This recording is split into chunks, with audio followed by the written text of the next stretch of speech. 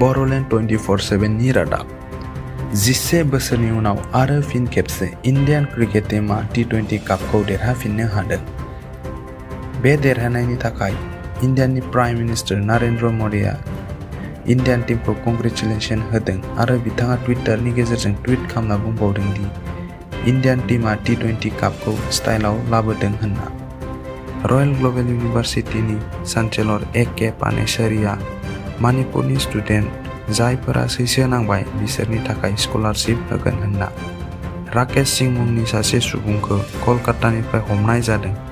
हमजानाय सुबुङा CM हिमन्ता Biswa शर्मानि 2 number signature होना CM रिलिफ फान्डनिफ्राय 20 लाख फैसा बख'दोंमोन। 27 बोसोरनि सासे हौवासाया फेसबुकआव लाइभ फैनानै सुसाइड जादों। बे जाथाया गुवाहाटीनि जु र'डआव जादोंमोन। मिथिनाय बादिब्ला सुसाइड जानाय सुबुंनि मुङा मृण्मय तालुकदार। Thank you. अन्नानै चेनेलखौ साबस्क्राइब खालामना होगोन।